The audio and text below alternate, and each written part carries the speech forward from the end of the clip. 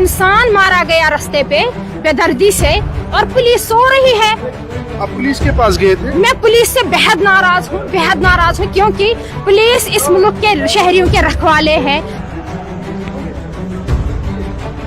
आज 12वां दिन है, ना कहीं पुलिस है ना कहीं कुछ है, जैसे कुछ हुआ ही नहीं है। किससे इंसाफ मांगेंगे हम क्या? मैं क्या खुद जाऊंगी कातिल को ढूंढने? मेरी बेटियां जाएंगी उस कातिल को ढूंढने जबकि पुलिस मौजूद है? क्यों नहीं लिया अभी तक पुलिस ने एक्शन? मैं क्या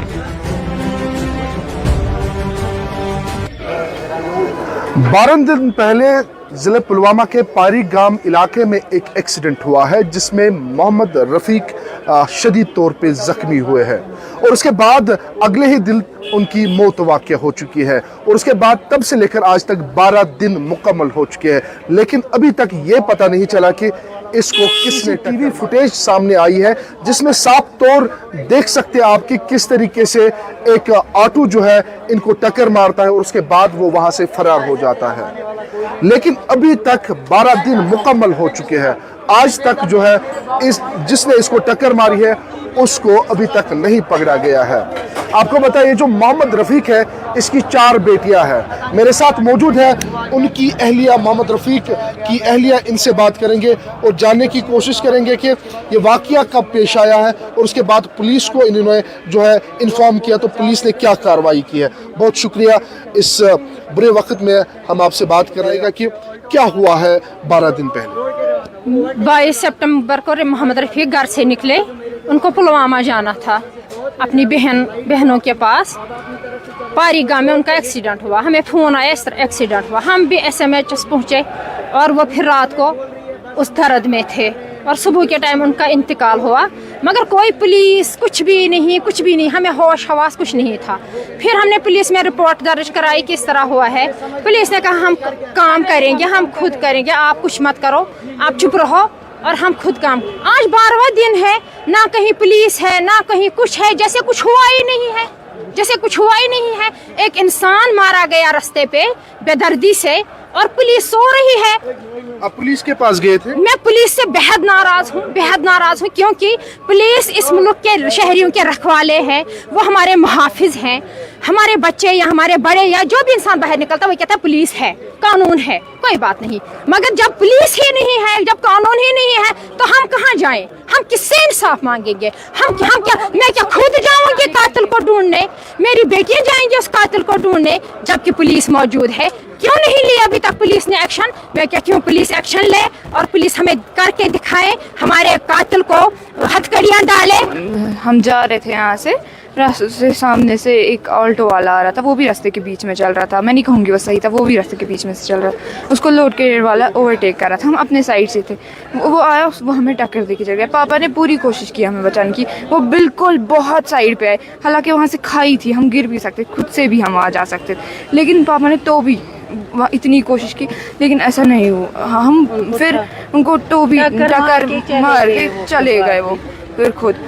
और फिर मुझे उस वक्त होश नहीं था। फिर जब हम एम्बुलेंस में थे मैंने पापा को देखा, उनको बहुत खून आ रहा था, इतना इंसानियत ही नहीं, उनको इतना खून आ रहा था कि वो एम्बुलेंस से बाहर जा रहा था। उनके सिर पे चोट आई थी, उनके बाजू खुल गई थी यहाँ पे, और उनके ये यहाँ नीचे लग गई थी, उनको पूरा साइड वो डैमेज था। उनको इतना खून था उस वाइट शर्ट पे कि वो रेड हो गई थी।